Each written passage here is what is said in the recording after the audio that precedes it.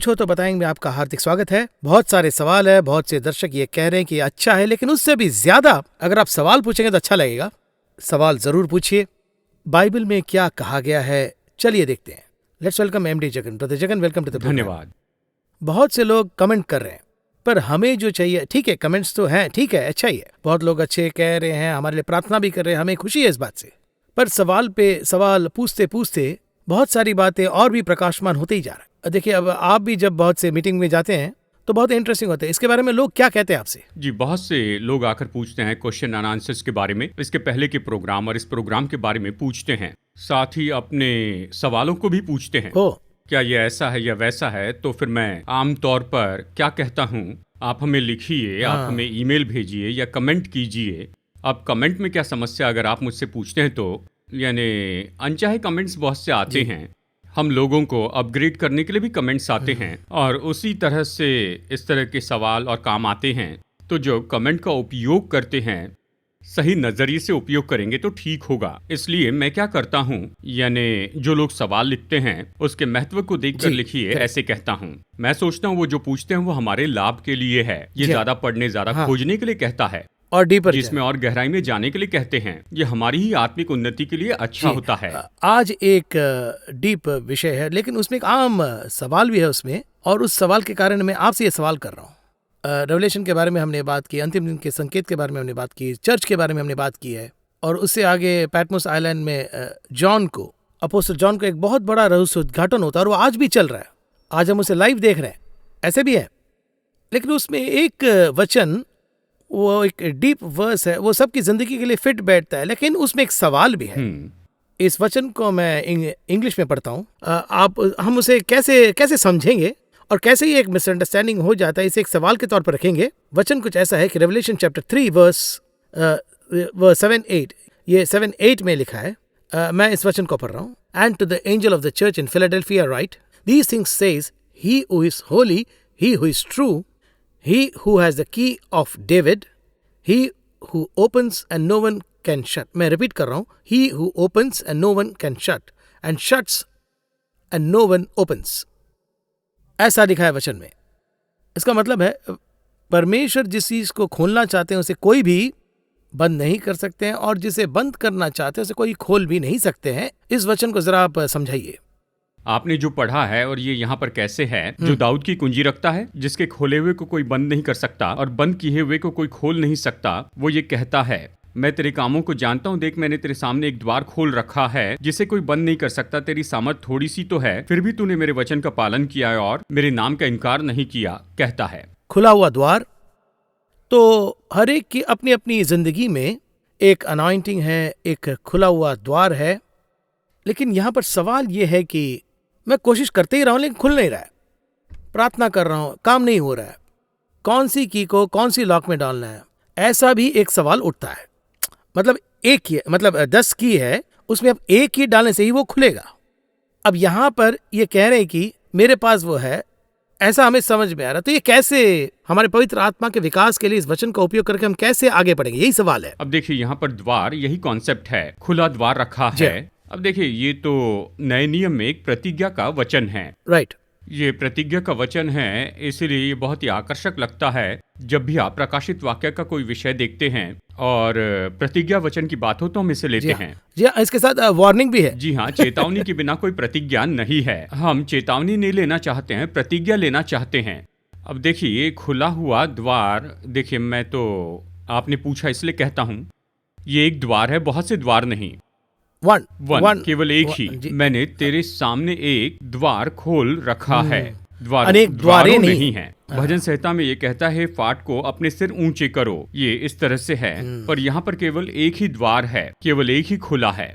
अब वो द्वार क्या है ये पूछे तो ये यूहन्ना के सुसमाचार में इस तरह से कहता है, द्वार मैं हूँ, इस तरह कहता है। द्वार मैं हूँ यानी ये तो यीशु मसीह है। खुला हुआ द्वार, इसका मतलब है, देखिए एक निश्चित काल तक परमेश्वर एक द्वार खुला रखते हैं।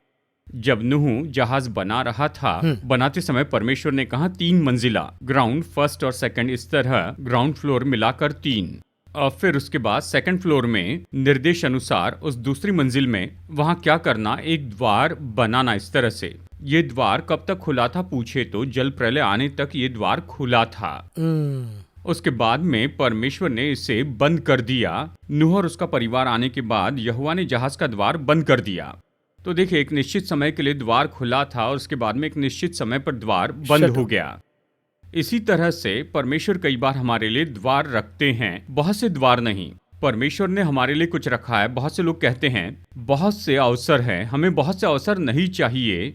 एक द्वार, एक रूट, एक ही मौका, उस एक मौके में आप आगे बढ़िए। देखिए, जब इसी विषय पर मैं किसी से बात कर रहा था, मुझे भविष्यवाणी के रूप में ये बताया गया कि परमेश्वर ने आपके लिए खुला द्वार रखा है। ये कहने के बाद अंत में उन्होंने कहा, आप सावधान रहिए भाई, बहुत से द्वार नहीं, बहुत से द्वार खुले हैं, पर हर द्वार परमेश्वर ने नहीं खोला। जो द्वार परमेश्वर ने खोला है उसी में जाइए। इसका मतलब जैसा कि आप कह रहे हैं, यही हम सब लोग मिस कर रहे हैं। जी हाँ, क्योंकि वो खुला है ये समझकर हम सभी डोर के अंदर चले जाते। देखिए, जो खुले द्वार है सबके सब परमेश्वर ने नहीं खोले हैं। प्रभु ने हमारे लिए एक द्वार खोल रखा है। इसका यह अर्थ नहीं बाकी द्वार खुले नहीं हैं। तो मैं सवाल को थोड़ा रिवर्स में पूछ रहा हूँ। समझ लीजिए कि 10 द्वारें हैं और मैं कैसे समझूं कि मुझे इसी द्वार में जाना है? यहीं पर पवित्र यही तो आत्मा हमारी अगुवाई करेगा। इसलिए जब हम प्रार्थना करते हैं, पवित्र आत्मा कहता है तुम्हें प्रार्थना करना नहीं आता, तो मैं तुम्हें ये बताऊंगा। क्या हमें प्रार्थना करना नहीं आता? ये पूछे तो चेलों ने यीशु से पूछा, यूहन्ना ने अपने चेलों को प्रार्थना करना सिखाया, तो तू भी हमें प्रार्थना करना सीखा कहाँ? इसका अर्थ है कि परमेश्वर से कैसी प्रार्थना करनी चाहिए ये हमें सिखा। चर्च को देखकर प्रभु कहते हैं तुम्हें प्रार्थना करना नहीं आता, मैं तुम्हें प्रार्थना करना सिखाऊंगा। इसी तरह से किस द्वार से जाना चाहिए वो द्वार हम नहीं जानते हैं, कंफ्यूज होते हैं। कई बार बहुत से मौके हमें मिलते हैं। छोटा सा उदाहरण मैं हमेशा कहता हूँ, अब हमारी गलती कहाँ पर आती है? 30 साल या 50 साल की उम्र में नहीं, हमारी गलती तो 8 या 10 साल की उम्र से ही शुरू हो जाती है। पाप नहीं कह रहा हूँ। एक उदाहरण, कहिए कि आप भविष्य के लिए कोई योजना बना रहे हैं। भविष्य की ये योजना बचपन से ही पूछी जाती है, तुम बड़े होकर क्या होना चाहोगे, इस तरह पूछते हैं। स्कूल में ही पूछते हैं। स्कूल में भी पूछते हैं। हमारे मन में ये बीज बोया जाता है। ये बीज सही बीज है क्या? यही सवाल है। एक समय हम निर्णय लेते हैं कि मुझे डॉक्टर बनना है। शायद परमेश्वर चाहते कि मैं इंजीनियर बनूं। किसी कारण से परमेश्वर चाहते कि मैं सेवकाई करूं या जो कुछ भी काम करूं, तो हमारी इच्छा वहां पर रखी जाती है। उस इच्छा के साथ में हम दौड़ते हैं। इसलिए 10वीं के बाद में हम पहला ग्रुप लेते हैं। शायद प्रभु ने हमारे लिए कॉमर्स रखा, उदाहरण के रूप में कहता हूँ। खुला द्वार कॉमर्स के लिए होगा, पर परमेश्वर, लेकिन एम्बिशन में तो कोई गलती नहीं है, क्योंकि बचपन में ही तो लोग कहते हैं कि ये सब का एक मकसद रखो। वो मनसा परमेश्वर की इच्छा के अनुसार होनी चाहिए। ओके। प्रभु की इच्छा के बिना मनसा मतलब be open to God's will, यही कह रहे हैं आप। अब ये खुला जो कहते हैं यही खुला द्वार है। ओके। उसी मार्ग में बेटे को या फिर बेटी को भेजना चाहिए। तो क्या हम इस तरह समझे, परमेश्वर मुझे डॉक्टर पढ़ना है या फिर मुझे बिजनेस करना है, ये मेरी इच्छा है परमेश्वर, लेकिन उन सब इच्छाओं के बावजूद मैं आपकी इच्छाओं पर छोड़ देता हूँ। अब जब आप ऐसा कहते हैं और ये बिल्कुल वचन के अनुसार होता है, तो सारे द्वार बंद होते, एक ही द्वार खुला रहता है। तो यही पर ट्विस्ट है, यही पर ये विषय है। हम अगर प्रीफिक्स करके द्वार नहीं खुला, ये खुला है अगर भागे तो ये तुम्हारा द्वार नहीं है, ऐसा वो एक द्वार मेरे लिए नहीं है। पर उस द्वार के लिए हम प्रार्थना करते हैं, परमेश्वर मुझे डॉक्टर की सीट चाहिए, नीट में पास होना है, अनुग्रह कीजिए। लेकिन देखिए वो हमारे लिए नहीं है। एक्चुअली मेरी जिंदगी में जब आपने ये बात छेड़ी है तो मुझे याद आ रहा है, मेरे पिताजी ने एम किया था कि मैं एक BBA ज्वाइन करके बिजनेस करूंगा, ऐसा ही उन्होंने सोचा था।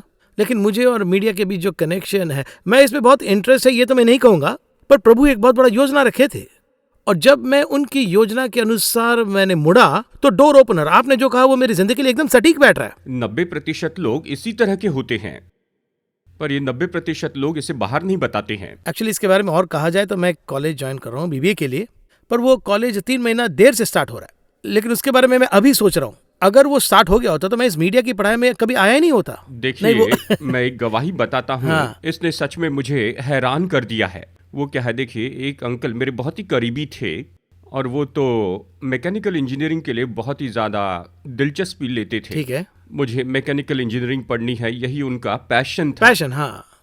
10वीं करने के बाद में उन्होंने डिप्लोमा के लिए ज्वाइन किया। डिप्लोमा इन मैकेनिकल इंजीनियरिंग में उन्होंने अप्लाई किया। उस समय उनके प्रिंसिपल ने कहा, सुनो मैकेनिकल की सीटें ख़त्म हो गई है, सिविल अवेलेबल है। एक पास्टर ने तुम्हारा रिकमेंडेशन किया तो मैं तुम्हें सिविल देता हूँ, तुम इसे ले लो। लेकिन इनका पैशन उसमें मैकेनिकल में है। मुझे मैकेनिकल ही चाहिए कहा। अब देखिए 16 साल की उम्र में इन्होंने प्रिंसिपल को देखकर ये कहा, आप मुझे सिविल दे रहे हैं तो अच्छा है कि मैं अपनी माँ के साथ किचन में काम कर लूँ, मुझे वो नहीं चाहिए। तो उस बीच में ऐसा हुआ कि उस पास्टर ने इन पर थोड़ा जोर डाला और फिर इन्होंने उसे मैकेनिकल की ब्रांच दे दी, क्योंकि पास्टर ने प्रिंसिपल से बात करके बात कहा कर कि दी, देखो ये हाँ। पढ़ाई छोड़ देना चाहता है, इसलिए आप इसे सीट दीजिए। ये कह रहा है मैं पढ़ाई छोड़ दूंगा। तो फिर उसे बुलाकर उसे मैकेनिकल ब्रांच दे दी ठीक गई। है। ज्वाइन किया, पढ़ाई की, कंप्लीट कर दिया। जी। मैकेनिकल इंजीनियर बनने के बाद मैकेनिकल का कोई वैल्यू नहीं रहा, ओहो। कहीं नौकरी नहीं मिली। इसके साथ के सबको नौकरी मिल गई, सिर्फ इनको नहीं मिली। 1 साल तक इसे नौकरी नहीं मिली। परिवार मुश्किल में आया कि इसे काम पर जाना ही चाहिए। फिर से पास्टर के पास में गए। पास्टर ने उससे कहा ठीक है, देखो मैं तुम्हारे लिए कोई ना कोई काम ढूंढ लूंगा। फिर बुलाकर कहा सरकारी नौकरी की जगह निकली है, तुम उसमें ज्वाइन करने की कोशिश करो। काम था सिविल इंजीनियर का असिस्टेंट होना, यानी वो काम 10वीं पास लोगों को दिया जाता था, सिविल इंजीनियर का असिस्टेंट। हाँ, ये जाकर ज्वाइन करता है। अंत में चेन्नई का सबसे अच्छा सिविल इंजीनियर बन गया। देखिए मैं तो नाम नहीं ले सकता, चेन्नई में 4-5 इतनी बड़ी बिल्डिंग बनाई, माउंट रोड पर आप देख सकते हैं वो उसी ने बनाई है। लेकिन अंत तक देखिए वो तो कहीं नहीं जा पाए, मैं एक अच्छा सिविल इंजीनियर हूं ये भी नहीं कह पाए, क्योंकि वो सर्टिफिकेट ही नहीं है, कुछ भी नहीं है। परमेश्वर की योजना थी सिविल इंजीनियर हो। देखिए जबरदस्ती उन्होंने की, मुझे मैकेनिकल पढ़ना है, इस तरह से मैकेनिकल की पढ़ाई की, लेकिन उसकी 1 इंच भी काम नहीं आई। तो आप कह रहे हैं यहाँ पर ही हमें सतर्क रहना होगा। यहीं पर हमें सचेत रहना है खुले द्वार के विषय में। वहां रखे। जी हाँ।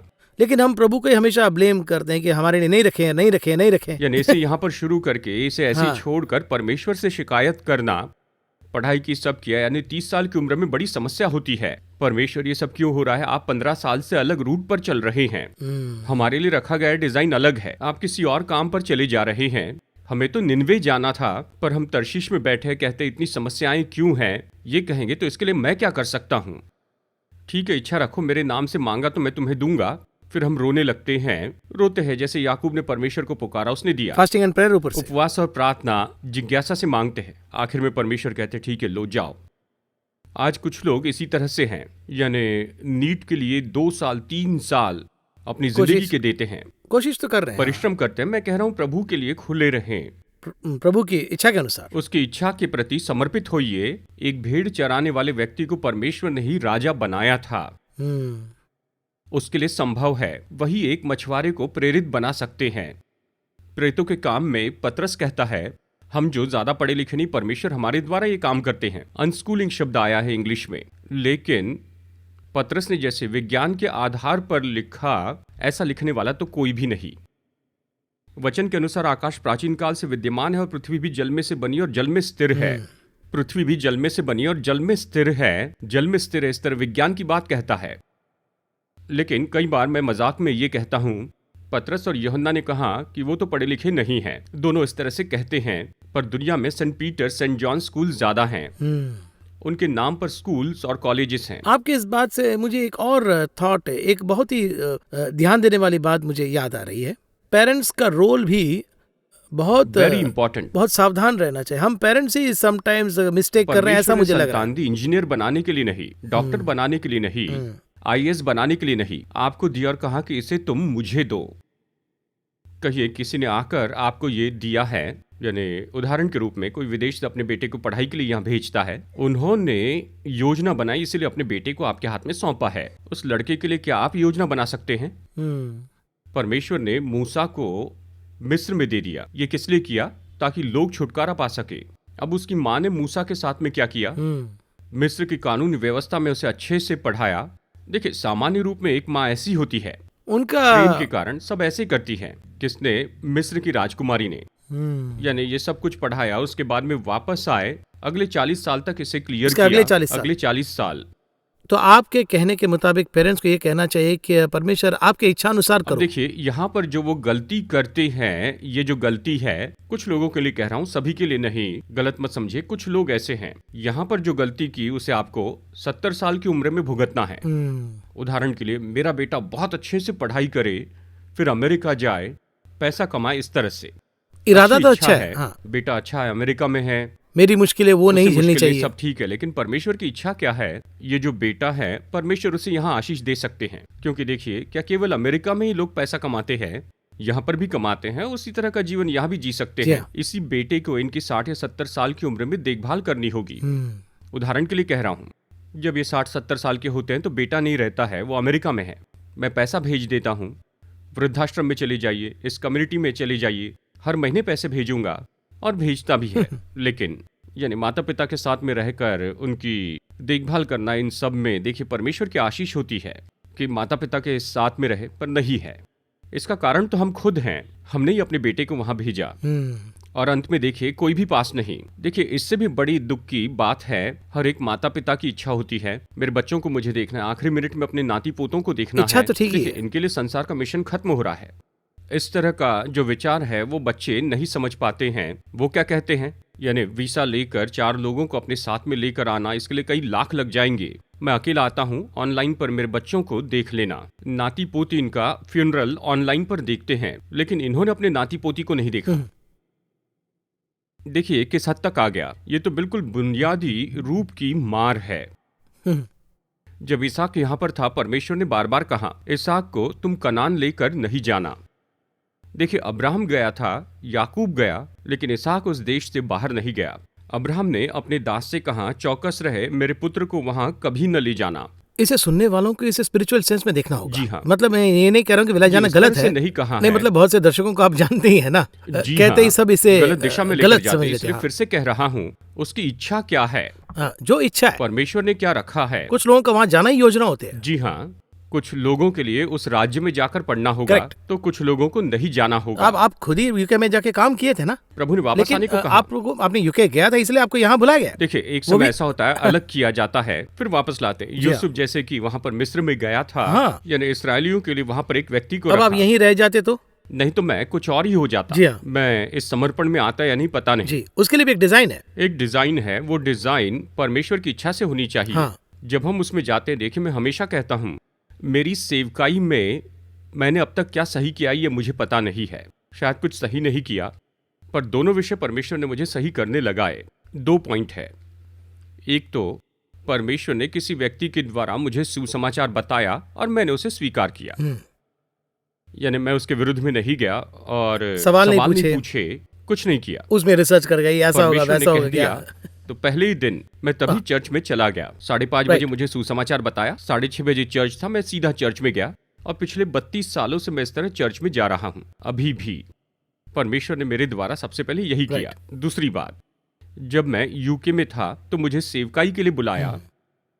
मेरा वीसा एक्सपायर होने वाला था, रिन्यूअल करना था। उसने कहा रिन्यूअल मत करो, तुम आ जाओ। मैं वापस आ गया। बस यही।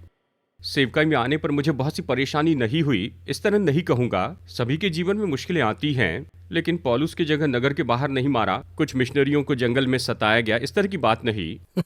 एक बात मैं जानता हूँ, एक खुला द्वार दिया, वो द्वार खुला था इसलिए मैं आ गया। इसे मैं एक रिवर्स में पूछ रहा हूँ। यूके में रहते वक्त आप ये सोच सकते हैं कि मैं वहाँ रह सकता था।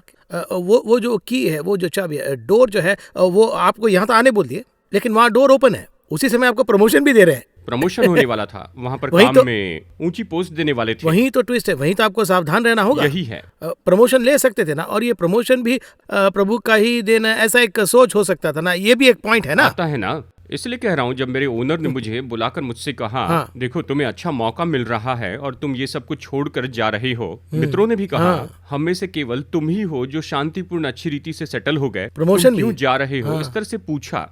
परंतु परमेश्वर का आत्मा मुझे इस खुले द्वार में से लेकर आया। तो यहाँ पर ही वो चाबी, यही कुंजी है। और फिर कई बार मुझे निर्णय लेने पड़े, कुछ देरी हुई। देखिए कई बार ऐसे होता है, यानी ठीक है 2-3 साल रहकर बाद में मैं आ जाऊंगा, यानी घर थोड़ा सेविंग करके हो जाए तो आऊंगा, तो ये द्वार बंद हो जाता। जो आपके द्वारा करना है परमेश्वर उसे करवाएंगे। उसके लिए वो क्या करेंगे, वो एक अलग द्वार खोल देंगे। ये द्वार कैसा होगा, जैसे कि आप स्टीम बोट में बैठते और रफ्तार से निकलते हैं। पहले वाला वैसा था, लेकिन अभी यहाँ पर आपको पतवार चलानी होगी। हमें जाना तो उसी मंजिल पर है, लेकिन यहाँ पर परिश्रम ज्यादा है, मेहनत ज्यादा है। पतवार चलाते हुए जब आते हैं तो सेवकाई में कई लोग थक जाते हैं। इसराइलियों को देखिए, जब वो मिस्र में से बाहर निकले, उनके आते समय अगर परमेश्वर की इच्छा के अनुसार आते तो बस 3 दिन में पहुंच जाते, सीधा आ सकते थे। जी हाँ, मार्ग बहुत आसान था, लेकिन जब ये कुड़कुड़ाने बुड़बुड़ाने लगे तो इसी काम के लिए 40 साल लग गए। 40 साल के लिए वचन कहता है उन्होंने मन की बेचैनी के कारण नहीं सुना। मंजिल वही थी टायर्ड हो गए। पर थक गए। मंजिल तो केवल वही थी, लेकिन परमेश्वर ने रूट बदल दिया। इसी तरह से बहुत से लोगों के लिए उनकी पढ़ाई में ये शुरू हो जाता है। और फिर उसके बाद नौकरी की बात। जब प्रभु कोई काम ज्वाइन करने के लिए कहे, आपके भविष्य के लिए जो अच्छी है वहीं पर वो आपको रखेंगे। जैसे आपने कहा, ये बात बिल्कुल सही है। ये सही है।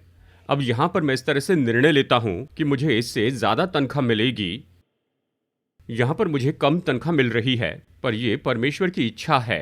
इससे भी एक कदम और ज्यादा अगर मैं कहूँ तो नौकरी तो जैसा आपने कहा वो ठीक है, ओके। बहुत लोग तो लाइफ पार्टनर में ही जी, यही तो अगला नेक्स्ट स्टेज है। काम उसके बारे में बात करेंगे, शायद हमारे दर्शक हमें डांटेंगे लगता है। अगला है लाइफ पार्टनर। लाइफ पार्टनर को चुनने के लिए देखिए, हमारे भविष्य के लिए हमें एक लाइफ पार्टनर चाहिए। हाँ। हम क्या सोचते हैं कि हमारे जीवन के लिए मैं जो काम करता हूं उसमें वो सपोर्टिव हो जाए, तो इस तरह से ये सेफ्टी हो जाएगी, इस तरह देखते हैं। और इसीलिए आज देखिए, इस तरह से हम ये सब जोड़ तोड़ करते हैं, कैलकुलेशन कि इतनी पढ़ी लिखी होनी चाहिए। यहाँ परमेश्वर को हम अपने जीवन में चुनते नहीं हैं। मैं 1 लाख कमाता हूँ, मेरी पत्नी 1 लाख कमाएंगी, हम दोनों अच्छे से रहेंगे, बच्चों को बहुत अच्छी स्कूल में पढ़ाएंगे। बच्चों का भविष्य पढ़ाई में है, परमेश्वर में नहीं है कहते। मेरा भविष्य मेरी तनख्वाह में। देखिए, यहाँ पर परमेश्वर के लिए कोई भी काम नहीं है। ये सब करके प्रार्थना करते, प्रभु आपकी इच्छा पूरी हो जाए। तो डोर कैसे खुलेगा? कौन सा द्वार खुलेगा? आप पढ़े लिखे हैं, उदाहरण के लिए कह रहा हूं, तो क्या परमेश्वर केवल पढ़ी लिखी लड़की देंगे? ऐसा नहीं। वो शायद थोड़ी कम पढ़ी लिखी भी लड़की दे सकते हैं। जो मेरे इक्वल है उसी से शादी करना, ऐसा नहीं है। देखिए, यहां पर लाइफ के लिए एक पार्टनर चाहिए। मैं तो डॉक्टर मतलब कुछ लोग तो सिर्फ डॉक्टर को ही चाहिए कहते ऐसे सोचते हैं, लेकिन उसे सही गलत करने का हमारा अधिकार नहीं है, लेकिन उसे फिक्स कर लेते हैं। अब यहाँ पर गलती ये नहीं है कि डॉक्टर है इसलिए डॉक्टर चाहिए, परमेश्वर की इच्छा है या नहीं ये देखें। लेकिन अगर आप जिद करेंगे कि परमेश्वर ने मेरे लिए डॉक्टर ही रखा है, तो क्योंकि देखिए, हो सकता है परमेश्वर आपको IAS दे सकते हैं। हाँ।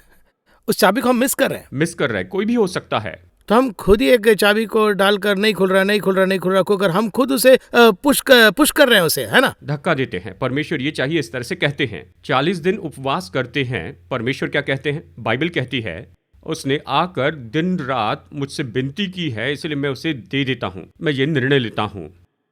राजा देखिए, इस तरह से कदम ब कदम हमें बदलते चले जाना है। पढ़ाई से शुरू करके, नौकरी से शुरू करके, लाइफ पार्टनर से शुरू करके, मैं कहां पर काम करूं ये भी है। प्लेस यहां बाइबल में देखिए, अब्राहम निश्चित किए हुए पहाड़ पर अपने पुत्र इसहाक को ले गया। जब वे उस जगह एकचित होकर थे, तब पवित्र आत्मा उंडेला गया एक जगह पर, निश्चित जगह पर। तो देखिए, ये बहुत ही महत्वपूर्ण है। परमेश्वर ने कहां फिक्स किया है उनका। देखिए, आपकी अपनी दिलचस्पी है, मीडिया में इंटरेस्ट है, आप इसे करते हैं। अब यही पूरा सेटअप विदेश में करने के बारे में सोचिए। यहां पर लोगों को रखकर कर सकते, लेकिन हम यहां से क्या कर रहे हैं?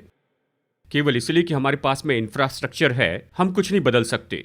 परमेश्वर ने हमें जहां पर कहा है वही करना है। देखिए, इसी तरह से हर एक बात के लिए खुला द्वार प्रभु ने रखा है। देखिए, आप इसे चुनकर इस मार्ग पर चलते हैं तो सब कुछ बिल्कुल परफेक्ट रीति से काम करेगा। जाकर उसे ले ले। ऐसा नहीं कि प्रॉब्लम नहीं होगी, समस्या होगी। सभी के जीवन में समस्या है। बहुत लोग कह रहे हैं कि प्रभु ने कह दिया तो प्रॉब्लम क्यों होगी, ऐसा बहुत लोग पूछ रहे हैं। देखिए, हमारे शरीर में 6 महीने में कभी न कभी एक बार तो वायरस आता ही है। चाहे सर्दी हो, बुखार हो, ये आना है। ऐसा क्यों होता है? आपकी जो इम्यूनिटी है, आपके जो सेल्स हैं, वो तो फिर नए बनते जाते हैं। नहीं तो फिर ये WBC और सब कुछ जो है इस तरह से काम नहीं कर पाएंगे। इसी तरह से जब समस्याएं आती हैं तो ये हमारे विश्वास को और ज्यादा तैयार करती है। ये परमेश्वर ने फिक्स किया है। मैं कह रहा हूँ, फिर कहता हूँ, समस्या आएंगी। प्रभु ने खोले हुए द्वार से जब आप जाएंगे तो इस समस्या को आसानी से आप पार कर देंगे। देखिए, यहीं पर हम खुले द्वार को चूक जाते हैं, हम दूसरे ही द्वार में चले जाते हैं या अलग द्वार खोलने के लिए कहते हैं। कई बार परमेश्वर हमसे जो कहते हैं शायद वो हमें पसंद नहीं आता है। कई बार ऐसे ही होता है, लेकिन आपको उस द्वार को स्वीकार करना है, उसमें आगे बढ़िए, ये बिल्कुल सही होगा। आखिर एक मिनट है, इस वचन को हमने अभी तक शुरू ही नहीं किया, लगता है अभी स्टार्ट किया है। अभी टाइम का कुछ पता ही नहीं चल रहा है। आखिर में हमारे दर्शकों के लिए इस वचन के अनुसार हमें एक कंक्लूडिंग रिमार्क्स अगर कहना है तो किस तरह हम इसे समझेंगे? क्योंकि जैसा कि आपने कहा, आपके मुताबिक सबके लिए एक डोर रखे हैं, एक की रखे हैं, और उसी बात को मैं बुनियादी तौर पर समझ रहा हूँ। अब मेरा सवाल आखिर में कमेंट्स ये है कि आखिर में मैं आपसे यही पूछना चाहता हूं कि मेरे लिए ये की है, ये डोर है, कैसे मैं इसे करेक्टली समझूं, देखिए यही बस पॉइंट है। 2 लाइन में एक फॉर्मूला है, दो ही लाइन में। न्यूटन्स लॉ जैसे 2 लाइन में। पहला, परमेश्वर आपकी इच्छा के अनुसार हो। बेस। बेस, यीशु ने भी यही कहा, परमेश्वर तेरी इच्छा पूरी हो। दूसरी बात, हमें यह स्वीकार करना होगा, बस इतना। यानी वो जो भी कहे स्वीकार करें, उसकी इच्छा पर छोड़ दीजिए, ये हो जाएगा। उसके आगे वो जो करते हैं उसे स्वीकार करना है। एक्सेप्ट बस यही तो परमेश्वर ने मुझे एक प्रार्थना करनी सिखाई जो मैं 20 साल से करते आ रहा हूँ। वही प्रार्थना आज तक करता हूँ। वो क्या है? परमेश्वर मैं बहुत कुछ मांगूंगा, मुझे मत देना। आपकी जो इच्छा है केवल वही दीजिए, मैं ले लूंगा। मैंने मांगी बहुत सी चीजें, परमेश्वर ने नहीं दी हैं। वो भी अच्छे के लिए। जी, ये अच्छा है और सच में मैं उसमें नहीं गया हूँ। अभी भी शांतिपूर्ण हूँ, अब तक परमेश्वर ने संभाला है। ये तो बड़ी बढ़िया प्रेयर है। मैंने जो पूछा वो सब मत दो प्रभु, लेकिन आपने जो इच्छा है केवल सिर्फ वही मुझे उसी को दीजिए। दो परमेश्वर। ऐसा करने पर हमारे बहुत से दरवाजे, बहुत से जो डोर है वो हटकर जो खुलना चाहिए वही केवल डोर वही खुलेगी। द्वार खोलिए। बहुत बहुत धन्यवाद ब्रदर जगन। मतलब बहुत से डोर से कंफ्यूज होने से बेहतर इस प्रेयर को अगर हम अडॉप्ट करें तो सारे डोर बंद हो जाएंगे, जिससे खुलना सिर्फ वही खुलेगा, और चाबी भी दे देंगे और हम खुशी खुशी प्रभु के योजना अनुसार चल पाएंगे अंतिम समय आने तक। धन्यवाद। अगले एपिसोड में एक और सवाल के साथ आएंगे। इस कार्यक्रम में आने के लिए धन्यवाद। नमस्कार। धन्यवाद।